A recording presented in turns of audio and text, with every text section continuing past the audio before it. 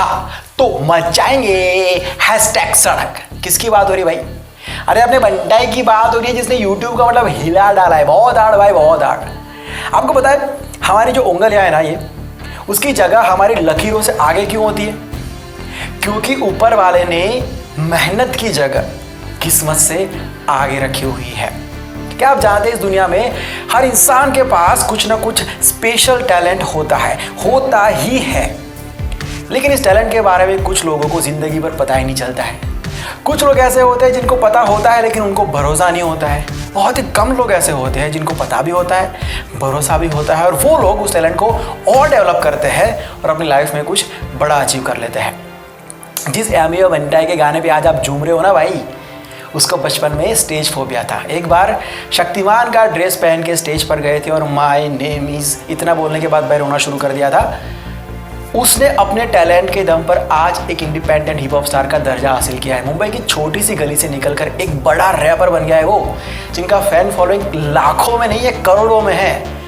उसकी सबसे बड़ी बात जो मुझे बहुत अच्छी लगती है ऐसे सभी लोगों की, कि ऐसे लोगों को देखकर बाकी लोगों को एक उम्मीद जगती है कि नहीं यार मैं भी मेहनत करूंगा, मैं भी सक्सेसफुल हो जाऊंगा। एमी का गाना जब अपलोड होता है ना आज, तो थोड़ी मिनट्स के अंदर लोगों की जुबान पर आ जाता है। लेकिन कभी ऐसा वक्त था कि उनके गानों पर 100 व्यूज आते आते पूरा साल निकल जाता था। तो आइए जानते हैं आपने बंटाई की लाइफ के बारे में। बोले तो एकदम हार्ड है अगेन। तो शुरू करते हैं आज की बातें।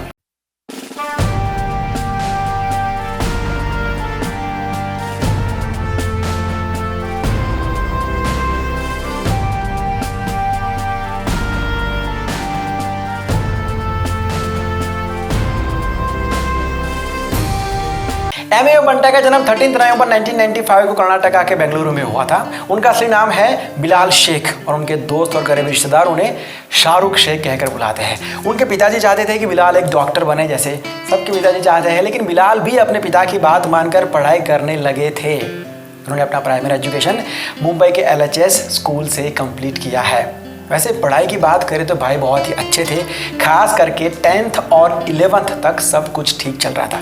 लेकिन एक दिन बिलाल ने देखा कि उसके कुछ दोस्त लोग किसी रैपर का गाना सुन रहे, तो उसने भी देखा और उसको बड़ा मज़ा आ गया। मतलब तो बंदा गया घर पे, शुरू किया यूट्यूब पर रैप चेक करने लगा और सबसे पहले एमिनेम का नॉट अफ्रेड जो गाना है वो सामने आया। उसके बाद उन्होंने एमिनेम का ही एक लाइव कॉन्सर्ट का वीडियो देखा और देखा कि लाखों फैन जिस तरीके से चिल्ला रहे हैं जब एमिनेम की एंट्री हुई। उसने सोचा मतलब लाइफ में ना कुछ ऐसा करना है यार। बस फिर तो पूरा दिन वही चलता रहा दिमाग में कि ऐसा कुछ करना है। फिर वीडियोस देखना शुरू कर दिया, सीखना शुरू कर दिया, लिखना शुरू कर दिया। जब पहला गाना लिखा तो अपने एक दोस्त को दिखाया। दोस्त ने कहा कि यार तू तो बड़ा अच्छा लिखता है। दोस्त की तारीफ सुन के बिलाल को बहुत ही अच्छा लगा, मोटिवेशन मिला। उसके बाद उसने ये गाना अपने घर वालों को सुनाया। घर वालों ने कहा कि बेटा देख, इसमें अब म्यूज़िक में तुझे आगे जाना है ना, तो तेरे को म्यूज़िक का बेसिक नॉलेज होना चाहिए बेटा। सारे गामा, ये सुर का जो नॉलेज होता है, सुरीली आवाज़ वगैरह, ये सब होना चाहिए। बिलाल ने कहा नहीं नहीं, ये तो रैप है पापा, इसमें तो जो दिल में होता है वो सीधा बोलना होता है। आवाज़ तो जितनी खराब होगी उतना अच्छा है, अपने को डेंजर साउंड करना है पापा, इसमें सुर नहीं चाहिए, मतलब कुल मिला के। तो ये सब करते करते भाई का जो ध्यान है वो पढ़ाई से पूरी तरीके से हट गया था। फाइनली 12th में हो गए फेल, रैप की वजह से। वो भी तो उसके ऊपर भी उन्होंने एक रैप लिखा हुआ है, आप यूट्यूब पे चेक कर लेना। फेल होने के बाद बिलाल खुद को ही समझा दे कि भाई सब कुछ खत्म नहीं हुआ है रे, अभी टेंशन क्यों ले रहा है, अपने पास रैप है ना अभी। घर वालों को हिम्मत करके बोल दिया उसने कि मुझे डॉक्टर नहीं बनना है, मैं इसी फील्ड में आगे बढ़ना चाहता हूँ। घर वालों ने कहा कि बेटा देख, लाइफ तेरी है, डिसीजन भी तेरा ही होना चाहिए, लेकिन जो भी करे सोच समझ कर करना। वैसे कुछ लिखा है तो सुना दो। तो उन्होंने अपना पहला सॉन्ग सुनाया, ग्लिंट लॉक, जो उन्होंने पहला अपलोड किया था यूट्यूब पे 25 मई 2013 को। वैसे ये गाना चला नहीं था बिल्कुल भी, 1 साल में 100 व्यूज़ आए थे, जस्ट फॉर योर इन्फॉर्मेशन। तो वो गाना उन्होंने अपने पापा को सुनाया। पापा ने कहा कि अच्छा है, मतलब तेरे पास नॉलेज नहीं है प्रोफेशनल, फिर भी तूने गाना बना दिया, वो बहुत बड़ी बात है, लेकिन मुझे कुछ समझ में नहीं आया बेटा, मतलब तो इंग्लिश में क्यों लिखता है, मतलब मैं तो इसके ऊपर नहीं नाचूंगा देख, और अपनी पब्लिक को भी समझ में नहीं आएगा तो वो लोग भी नहीं नाचेंगे। ज़रूरी है क्या इंग्लिश में बनाना?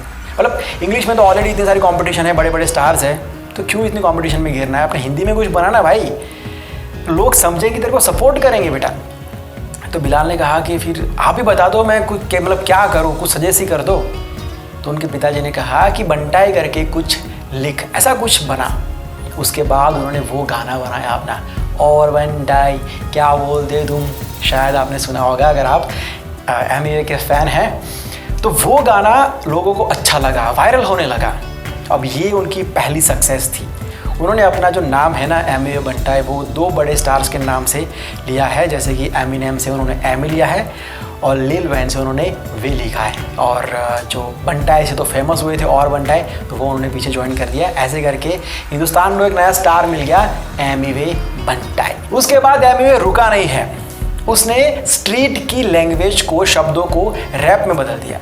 लोगों को ये कुछ नया लगा कि ये लड़का ऐसे नॉर्मल बोलने वाली बातों से, शब्दों से गजब खेलता है मतलब।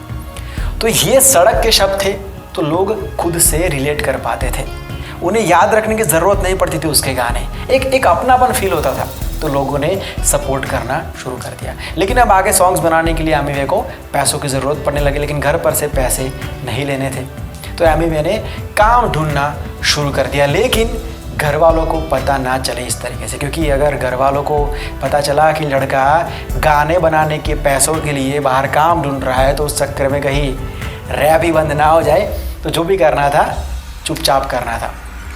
एमी वे को वैसे पता था पहले से कि जर्नी तो शुरू हुई है, प्रॉब्लम्स आने वाले ही है, लेकिन सब मुझे ही सॉल्व करना है, क्योंकि सपना मेरा है, मुझे रैपर बनना है। तो ढूंढते ढूंढते एक काम मिला, हार्ड रॉक कैफ़े में एक इवेंट थी, वहाँ पर टेबल्स उठाने थे, तो लड़कों की ज़रूरत थी, तो भाई ने 300 रुपये में ये काम कर लिया।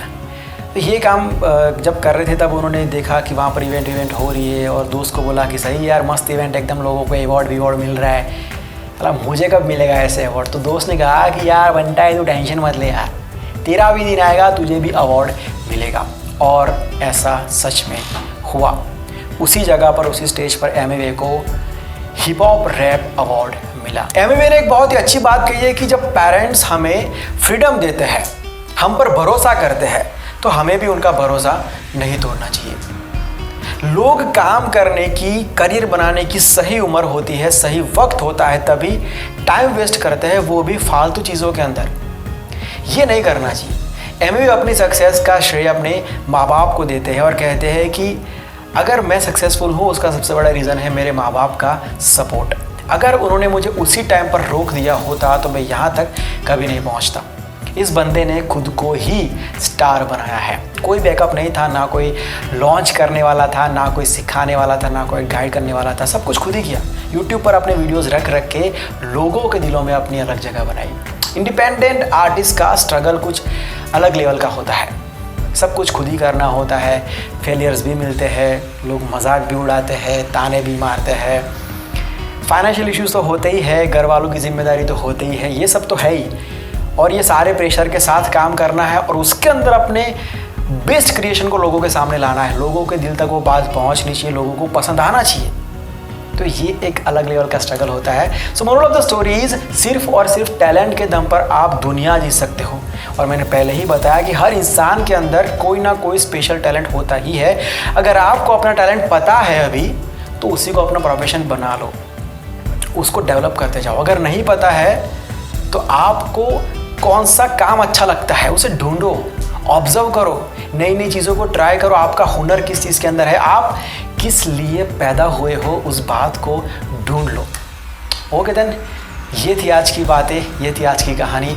और बहुत सारे लोगों ने ये बोला था एमी वे के बारे में बनाना, तो जितने लोगों ने बोला था उन सब के लिए ये वीडियो है। तो लाइक कर देना, कमेंट कर देना अगर वीडियो अच्छा लगा है तो। अगर कोई टॉपिक सजेस्ट करना चाहते हो दूसरा कोई, तो कमेंट करके बता सकते हो। अदरवाइज़ मुझे डायरेक्ट इंस्टाग्राम पर मैसेज कर सकते हो। ये मेरा इंस्टाग्राम आईडी है, लिंक आपको डिस्क्रिप्शन में मिल जाएगा। बाकी मैं मिलता हूँ नेक्स्ट वीडियो के अंदर एक नई कहानी के साथ, एक नई सब्जेक्ट के साथ। Bye, take care and see you soon.